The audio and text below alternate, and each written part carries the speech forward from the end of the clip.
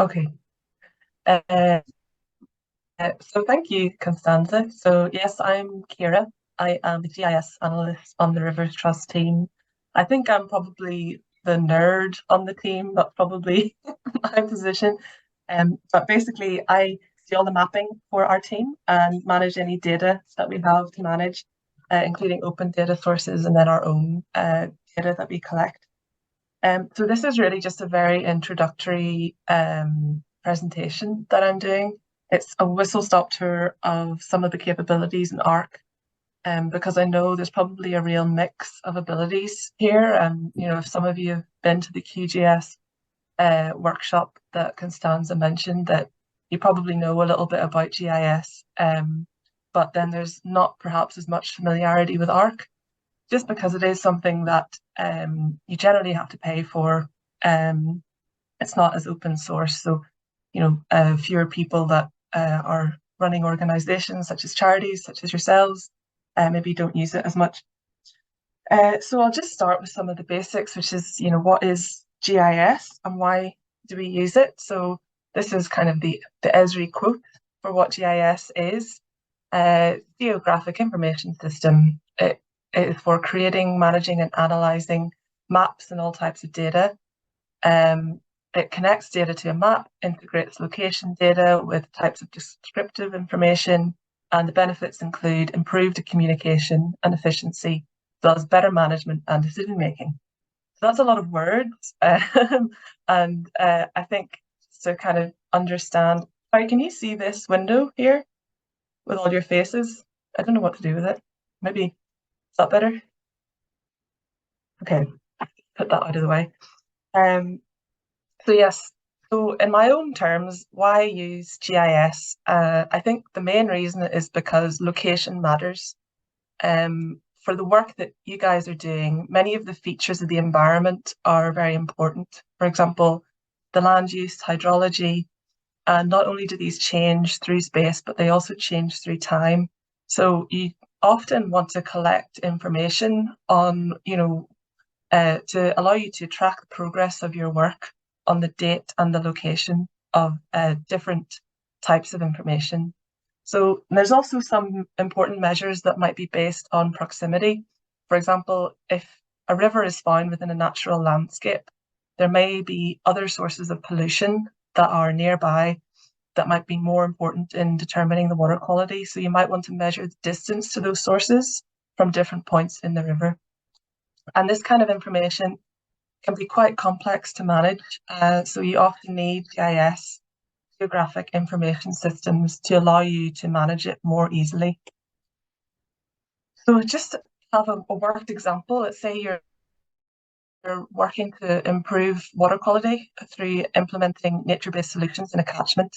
You might have recordings of water quality in several parts of the catchment. So for example, these points on the map might be where you're measuring your water quality. And you can collect information at these points using a handheld GPS or through a collector app for collecting information in the field on your phone, which I'll get into a bit later.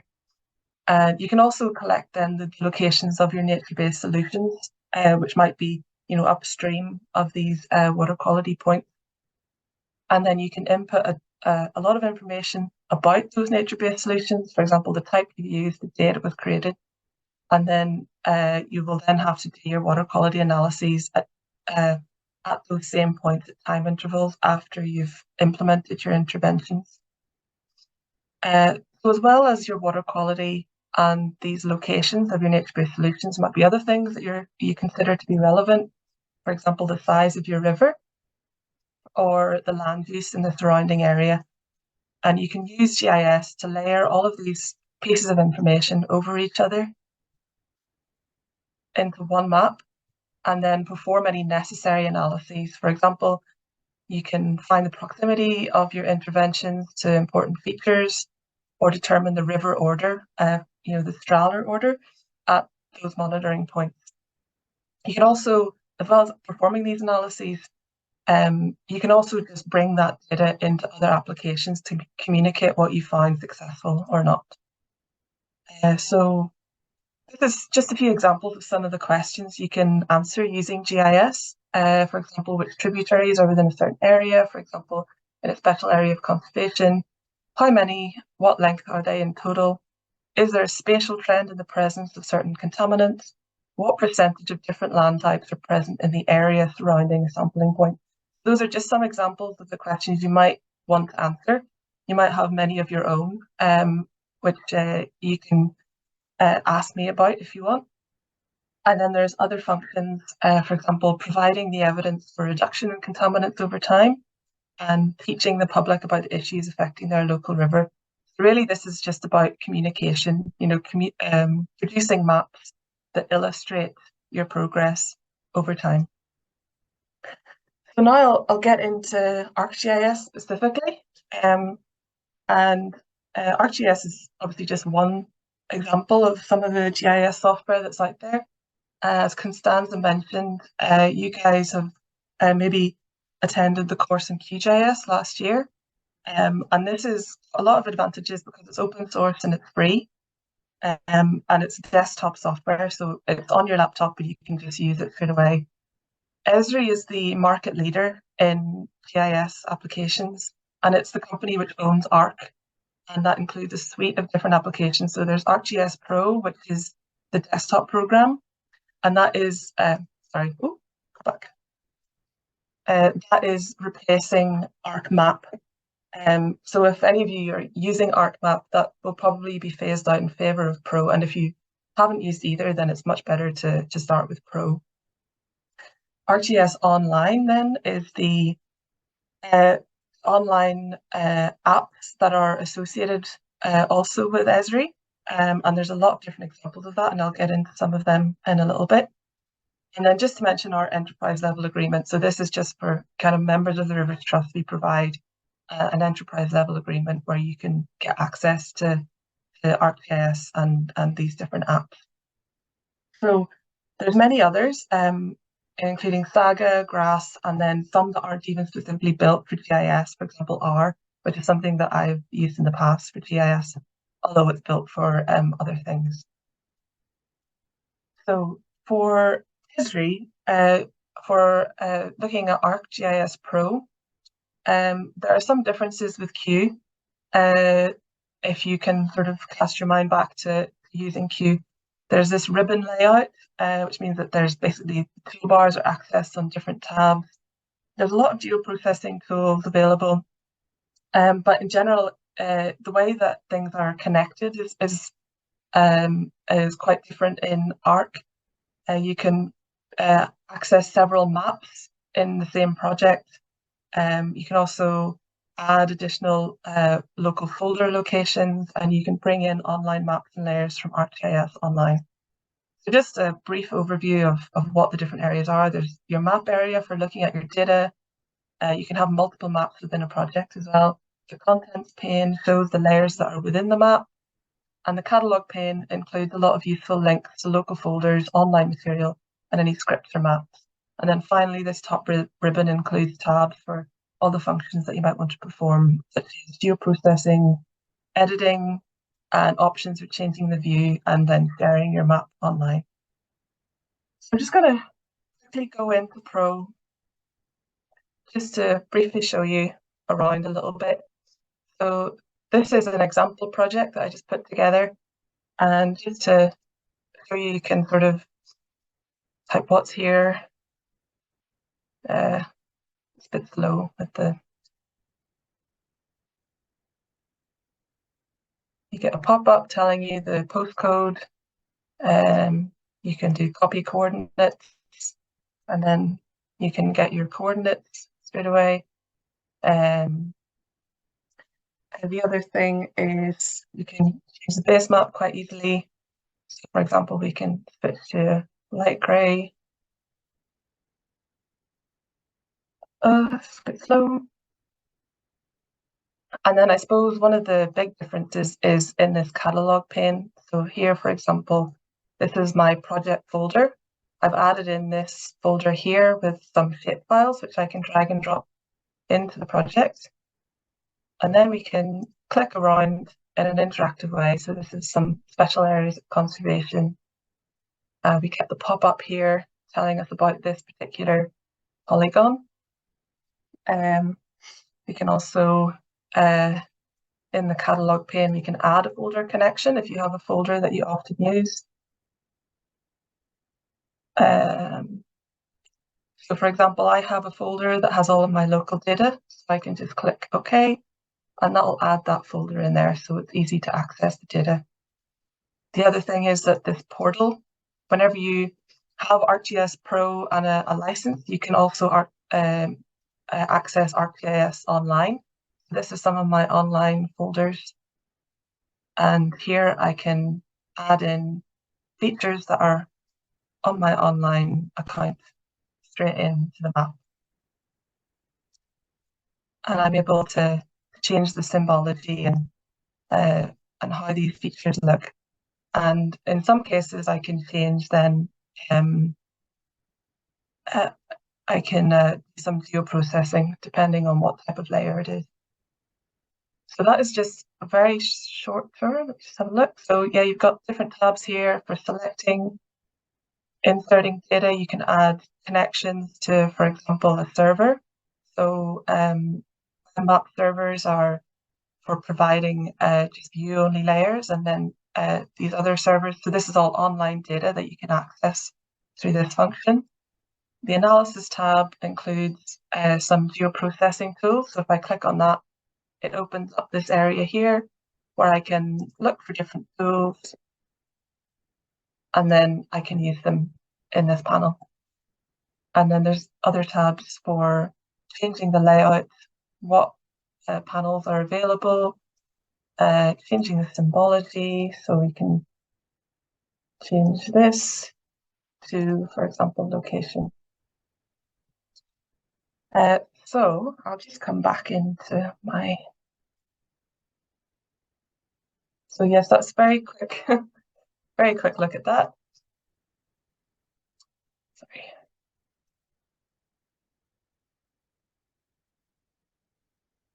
So yes, as well as then these desktop software, we also have many different apps available in ArcGIS Online.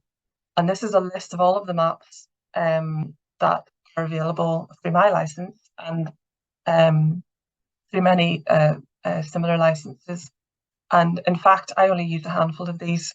So Experience Builder, Story Maps, and then some of the field apps over here. But there's a huge amount of functionality available within all of these different apps that allow you to collect data efficiently and also then visualize your data and storytelling, so communicating your data effectively.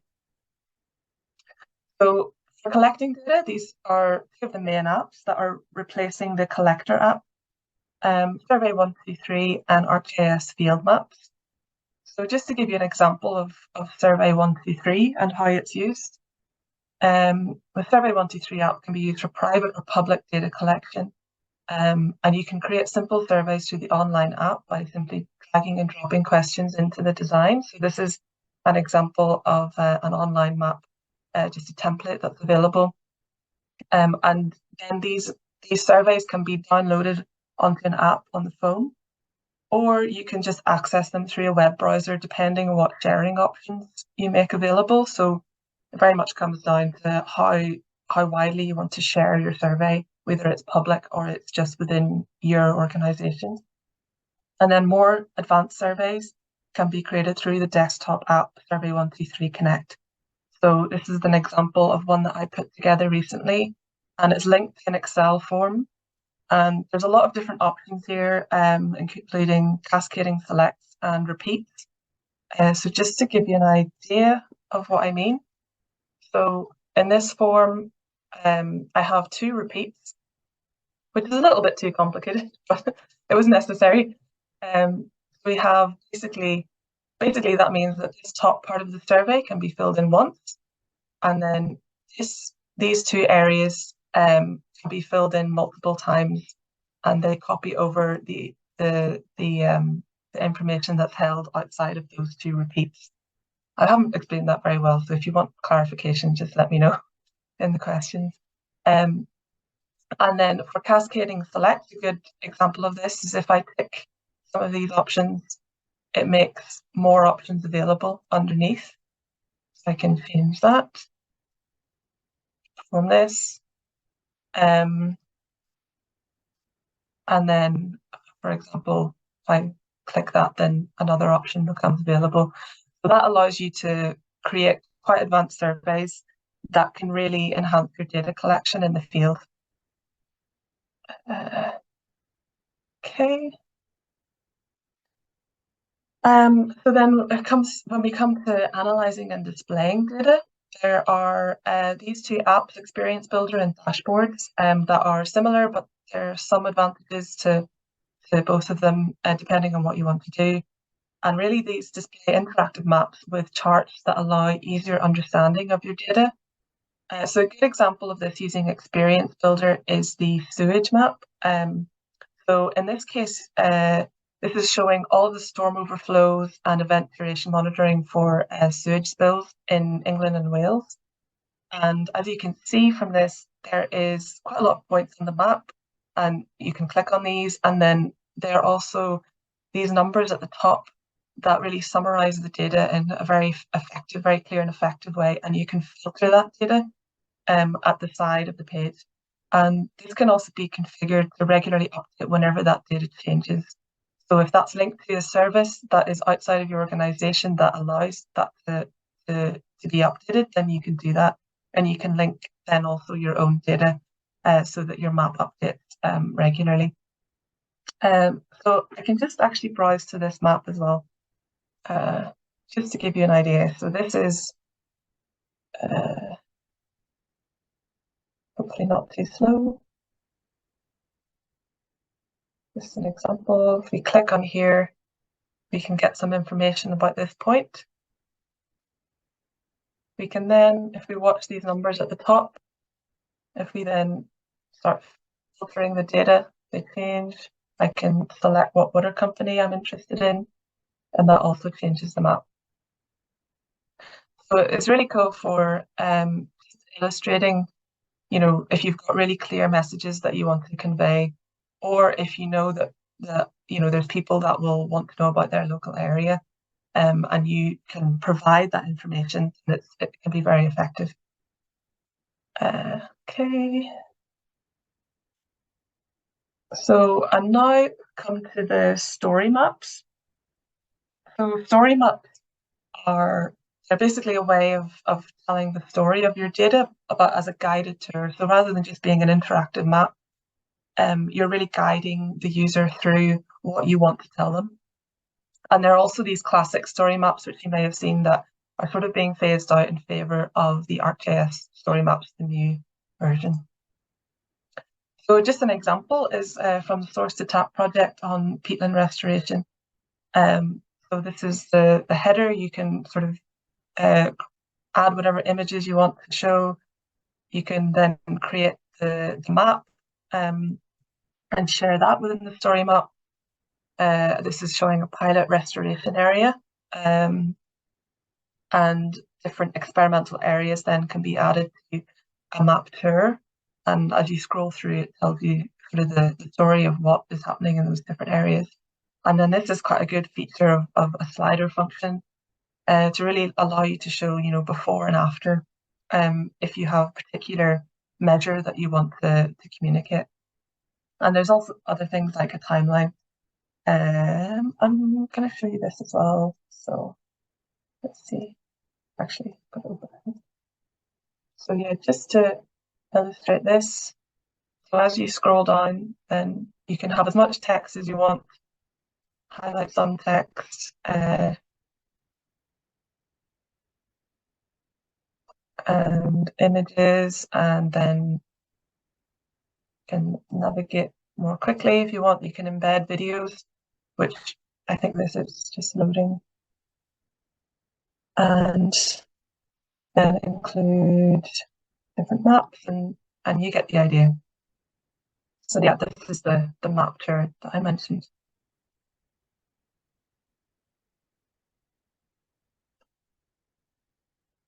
And then the slider.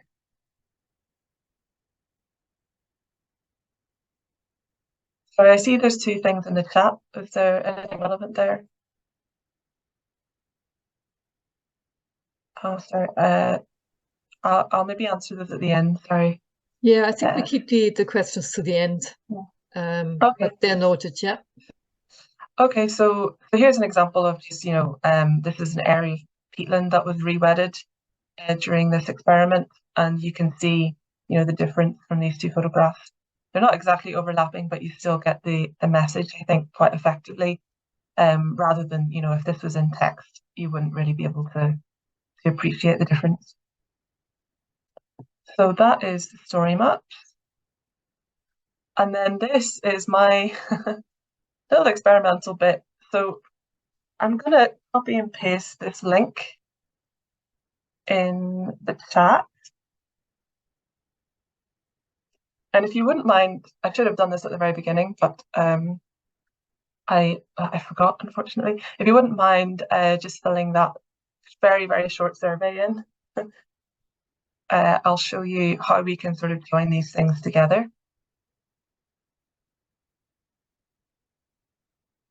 It's very short, so it shouldn't take too long. And hopefully it will work.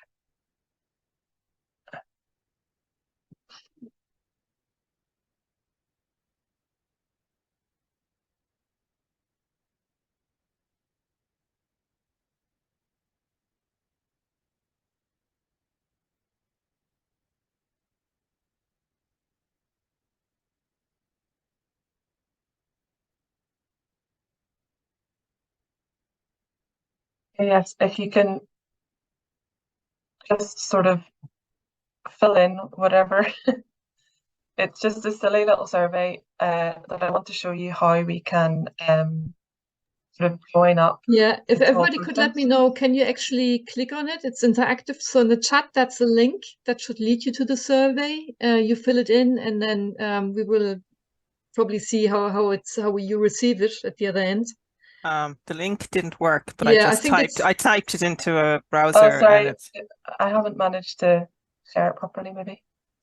Yeah, I think it's more like a picture. Oh, sorry. Why did that happen? It's a short address anyway, just typing it in. Okay, thanks. So if you double click on that, it'll come live, and then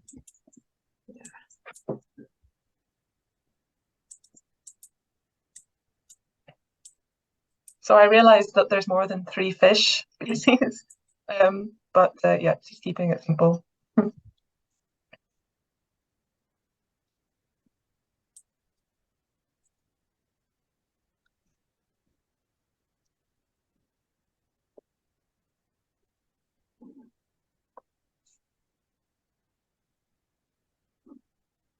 So there's a few more coming in now. So is that everyone?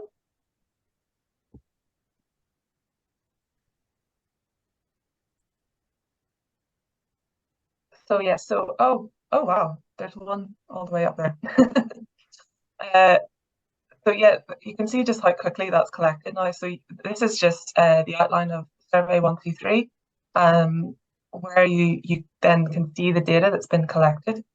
And as you can see, you can even see when it was collected and who. So there's a couple from me, and then people that just fill it in through the browser are classified as anonymous. This is the survey design I created in the online area. So when you create a survey through Survey 123 Connect, which is a desktop app, it won't appear in here. So it's a little bit more complex, but it allows you to do an awful lot more. The Collaborate area then allows you to share your survey, share the results in different ways. I don't need to look at Analyze at the moment. And then the data allows you to actually look at the map and look at the outcome of the survey. So as you can see, all of your data points have landed quite nicely. So now, let me see if we have, so this is a little experience then that I put together. Let's see how this has gone.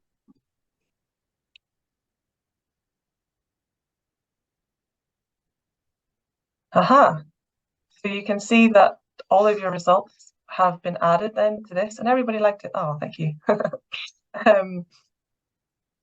So this is very simple, just example of how you can then communicate the results of your survey. So here we have a bar chart showing, all the most popular fish, and a pie chart as well, an interactive map. These are all your trusts as well. So we can click on the map. We can add different layers to this map that we think are useful. We can click on each individual point to see what has been added in there. So that's Joanna. Hi, Joanna. Salmon. And yeah, so that is just a very simple example of how we can pull together the data and then illustrate it really nicely. And this is another very simple example of a story map. How we can then maybe tell the story. There's not a lot of information on here, just a few maps. This is actually a lovely picture that I found of the lagoon that I just thought I would include, since that's where I am. And as you can see then on the story map, all your data has again been added. So it's all, I think that is the main difference with Arc, is that as well as all the geoprocessing that you can get from something like Q, it's really an integrated system, where the things that you create are connected to each other, and you can use them across a lot of different devices. And there's somebody in the sea somehow. And then here's an example of a map here, so we can see everybody's names, what they've film and in twice, and everybody's favorite fish. So that is that. And then the final thing is just that in Pro, then, one of the other advantages is that I showed you earlier, sorry, I don't know where to put this, through the portal in the catalog area, that we can access our online items. So that survey is an online item. And in fact, it's connected through this training map. Now, earlier, it took a very long time for this to update, so it might not be available. But I can add this map to my project, this online map, and then it will be in this area here. If I want to update what is on that map, I just right-click on it and update. Click yes. Now, hopefully this will have worked. It might take a bit long.